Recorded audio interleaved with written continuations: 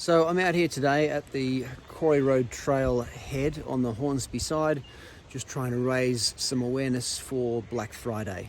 I think we all know victims of Black Friday who have lost their entire life savings and have got really nothing more to show for it than a bunch of ghastly coloured running t-shirts, energy gels that taste disgusting, and far too many pairs of trail shoes that'll never get worn really before they're replaced by the next version of those shoes. I'm one of the victims. I know the pain of Black Friday. I'm a member of a support group for runners who, after years and decades of running, still don't actually know why they run.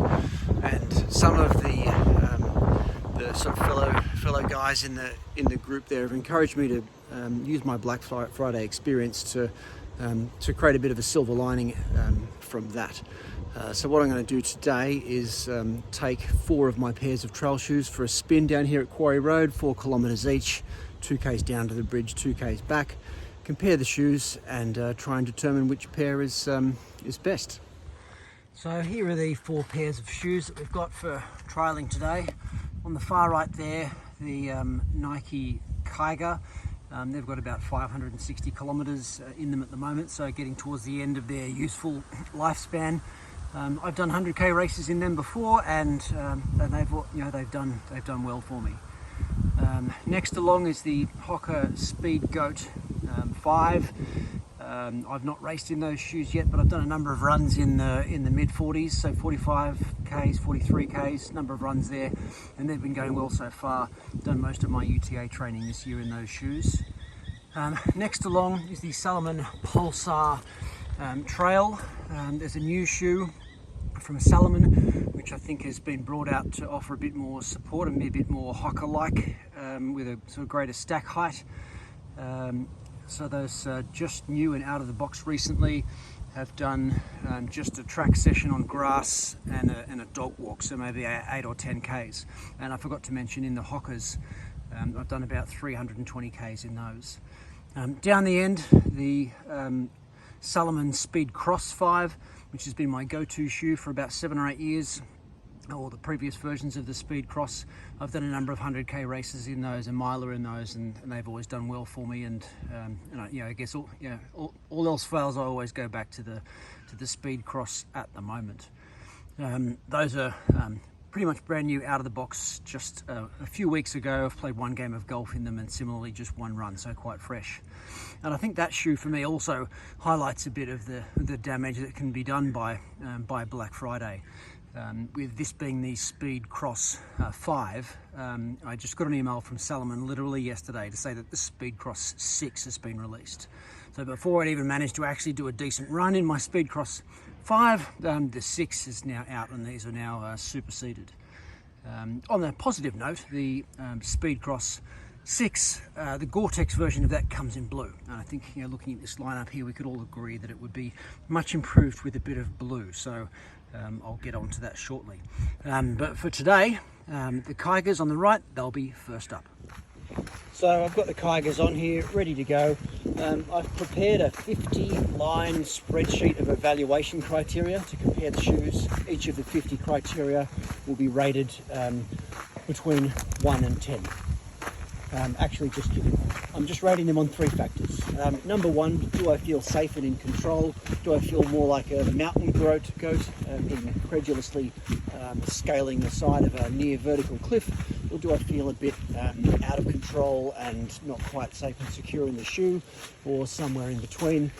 Secondly, running downhill, am I feeling any heat spots or rub areas, which I think might be a problem over the longer distance, and similar on the uphills, which is a bit different. And then lastly, do I just feel supported enough to get through 100k's or potentially even 100 miles? Is the shoe going to be comfortable enough to do that? So that's the Kigers done. Not surprisingly, for a shoe that I bought 3 times, not a lot of issues. I really let control of my body over to gravity on the way down the hills, and just ran with it. No heat points, no rubbing, no toes bashing on the end. Similarly on the way up hills, everything was great. Felt in control, pretty stable, not quite the mountain goat, but felt pretty good. The only one thing I noticed was a bit of dull pain in the arch. That's probably just a niggle for today, so we'll see with the other shoes if I have that same issue, and hopefully it's not just the Kigers. But yep, that was a pass. So now onto the Speedgoats. So that's the Speedgoat 5 done and dusted, and I've got to say that was pretty insightful, really. As you may have guessed, I'm not out here raising awareness for Black Friday, but rather a friend of mine who's doing the Cosy Miler suggested to me, he always uses Nike Kiger, the ones I just ran with before, and he said, look, I reckon for 100 miles now I need to try and find something a bit more supportive, which is going to be a bit more forgiving on the bashing of the body over that distance, and he was thinking of using Speedgoat, so I sort of got to thinking I need to compare all these shoes. Really glad I did, because even side by side, those Speedgoats versus the Kigers, I've really figured out that the Speedgoat 5 is not the shoe for me. I've run 45Ks in them fine, number of runs in the mid 40s, and never any pain issues, blisters and so on. But they do just sort of touch it awkwardly in strange places. They're just not the same shape as my feet. And I was, as I have done before, getting some slight numb patches under the ball of my foot, and I could just feel it touching like really sort of pushing in on the sides of my feet up the front. So I was in control. It was stable, good connection with the ground, and so on. Felt like a good shoe, but it's just not quite the right shape for me. And whilst I think I can do 50Ks in them, I'm probably not going to trust that shoe for a miler. So now on to the Pulsar Trail. And when I first put these shoes on, took them out of the box, it was one of those moments where I had a grin on my face, and I sort of felt a bit of a moment of joy because they just felt so good, putting them onto my feet right out of the box. But that was stationary, without even walking and not going anywhere. So let's see how they cope with some steep downs and ups. So that's 3 done, and pretty interesting really. So the Pulsar Trail, great shoe compared to the Speedgoat 5, which was just before. None of the awkward touching that didn't quite suit my feet, despite only having 10Ks in them and 1 track session, that's it. No significant rubbing anywhere, heat spots. The heel was quite firmly locked in, and the mid-foot was very firm, and I felt really in control there, which is pretty important to me because I've got a really weak ankle and kind of worried about sliding out and damaging that. More room in the toe box than the Speedgoat, but probably not quite as much room in the toe box as the Kiger, which is pretty known for being a pretty roomy shoe up front. So let's say, in terms of a control and stability perspective, similar to the Speedgoat, and very good. Both of those shoes were very good. The Kiger, which is perhaps a bit more minimalistic, I would say that I felt more in touch with the ground and more in control. But definitely noticeable in the Pulsar Trail that Salomon have achieved what they wanted to achieve, which is a more higher stack height, comfortable Hoka-like shoe, which is a bit dissimilar to the lighter Speedgoat 5. So done now with the Pulsar Trail, and onto the Speedcross 5. So that's 4 pairs of shoes tested now. Speedcross 5. Initially I felt the best fit of all, a snug, perfect fit all the way along the shoe from toe to heel.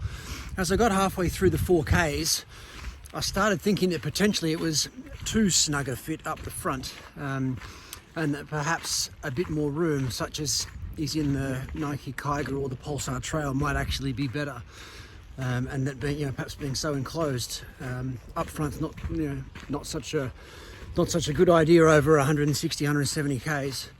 The shoe, the Speedcross 5, felt like the Kiger, probably more responsive and in touch with the ground, and less supportive than something like the Pulsar Trail or the Speedgoat.